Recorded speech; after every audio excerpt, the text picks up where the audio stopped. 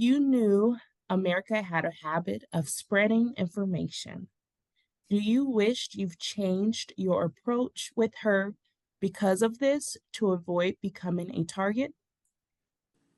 The truth is, I obviously knew that about America. I think she had a bit of a reputation with that in the house. I do think it was somewhat overstated, but so be it. When it comes to her conversations with Blue this week, I didn't know about them when they were happening, but she told me maybe a day after, 2 days after. So I knew those conversations existed, and I could have been way more proactive in trying to, I guess, fix that problem before it spiraled out of control and both of us got backdoored.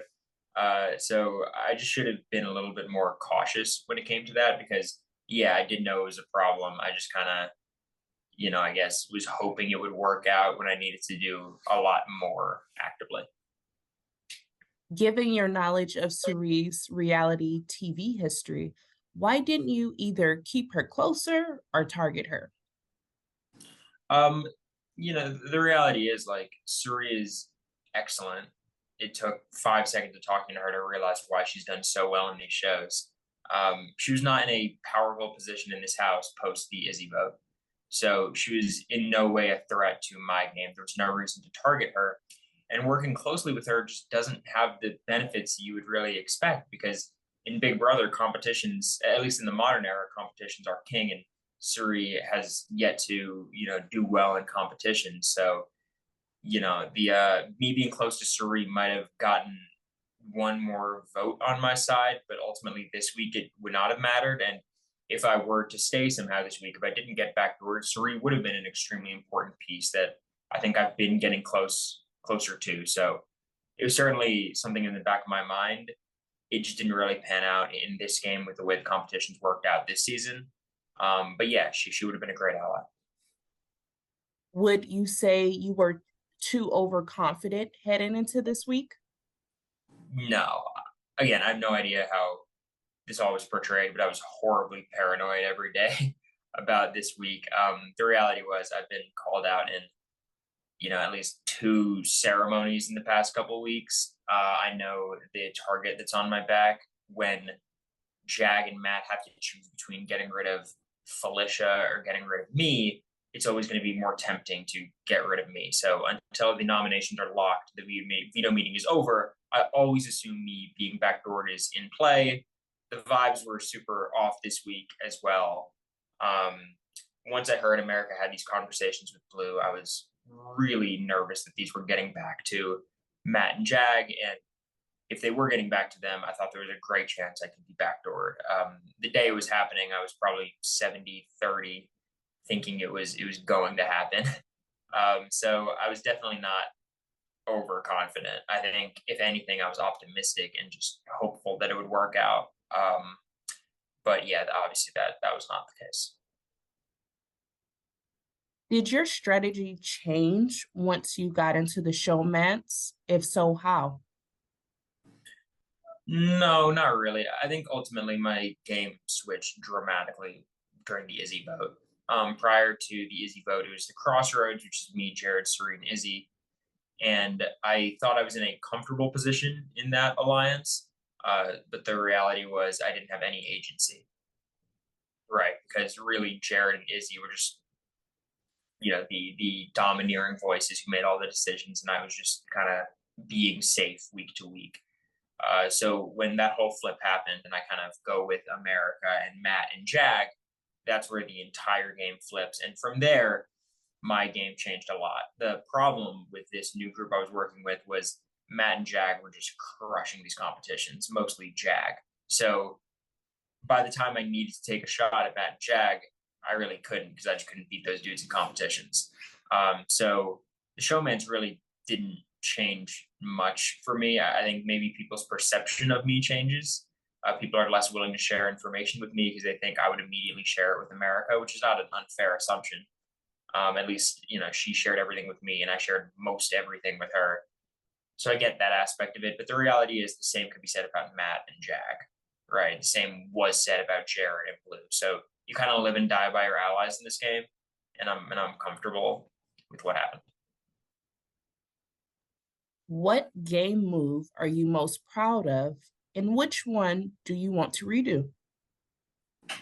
The Izzy vote was obviously the I think turning point in the game for not just me, but for just about everyone. Uh, Izzy was the dominant player in power, along with Jared, along with Suri, for the first 5 weeks of the game up until she left, and then the entire power dynamic of the house flipped. And that required me spreading so much information and swinging over Matt and Jack and Mimi and Bowie, and obviously America was already on board. So that was like the moment where I really felt like I was playing Big Brother to its fullest. Like I'm pulling people into rooms and campaigning, and the votes flipping, and then I'm having a big argument in the Humiliverse. Like that was incredible. It was super fun. I think the double eviction obviously was incredible. That wasn't as much of a powerful move as it was just. I'm glad I was the one who was able to do it, winning that HOH comp in the manner in which I did, because I was up against Mimi and Blue towards the end, who both would have been disasters for my game. I probably would have gone up, and me or Bowie would have gone home. So that was incredibly important. And getting Jared out in that circumstance, even if he walks back through the door 10 seconds later, was awesome. I'm never gonna forget that. The move I probably regret, I don't think there was much of a reason to get rid of Mimi over Felicia. At the time, Felicia just yelled at me during the veto meeting, and I thought, well, first of all, it doesn't really matter who I keep. Neither of them are super loyal to me. Keeping Felicia is kind of funny because she just yelled at me, and also she's less likely to win competitions. And the truth is, I felt uncomfortable with either of them being HOH. But Mimi probably would have been like someone I could actually have used as an ally, and she would have been more of a threat for Matt and Jack to try to take out. Whereas they can just leave Felicia in the house as long as they want before they get rid of her. So I think that could be a mistake, but who knows exactly how it plays out if Mimi's still here. Are you more surprised that you left the game with a mustache or with a girlfriend? Yeah, I think these things are really interconnected. The truth is, like, I'm very much a dorky nerd. I know it. I look very cool and I present that way for sure. But this whole like mustache, and then I had self tanner for a while, and my nails were painted, and I'm wearing all these outfits. Like that is full credit to America. She is trying to, and I quote, fix me, which is much needed. So I gotta say, I think me leaving with the mustache is the same thing as me leaving with a girlfriend, right? Because you can't have one without the other. Do you think spearheading Izzy's eviction ultimately caused you to be a main target of the house? Yeah. So here's the that's a move I'll never regret because I had such a great time doing it, and I think it was really important for how the season played out. In terms of my long-term security in the game, it was almost objectively bad. But I know with the way that the game shook out, there's a ton of worlds where I make a really deep run and I have a good shot of winning. So it's hard to regret it because who knows what happens if Izzy stays. The reality of why I made that move was you look at who was left in the house if I just wrote it out with Izzy, Jared, and Suri. You'd have Izzy, Jared, Suri. They're trying to get rid of Jag, America, and Cameron.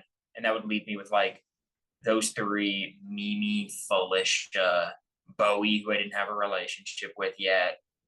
It would have been a lot of people in the house who I had a worse relationship with than Jared and Izzy and Suri, and I would just be hoping that these people would carry me through the game. Whereas I pivot, get rid of Izzy, and then I'm kind of in a more active spot where I can make decisions because I have a little bit more influence over America and Matt and Jag and these people. So, I think I basically had two paths. I can kind of securely get to seventh or eighth place and then hope to figure it out from there, or I can get a little bit more agency, take matters into my own hands, and try to get as far as I can. And I ended up at eighth, anyways. But I don't regret that at all. But certainly, like, blew up my target level for sure. Why did you lie to the other house guests about what you told Julie the week you all did the exquisite bit? So why I said good, like I think a lot of I was gonna say exquisite. I think undeniably exquisite or unbearably exquisite was my line. But then the way that whole vote was playing out with everyone saying exquisite, and then I was the last one called in. I think Julie prefaced it with, "Oh, I think I know what you're going to call me." I mean, the setup was too tempting to just deviate from that, and I just didn't want, you don't want everyone to think you're like, oh, the center of attention, Cory Wurtenberger, classic Korskeezy move, um, saying good instead of exquisite. So I just figured there's no reason to share that information. I think I did eventually, honestly. I'm pretty sure I told America, and I think I told Jag and someone else. But yeah, I'm always trying to do what I think is the funniest thing.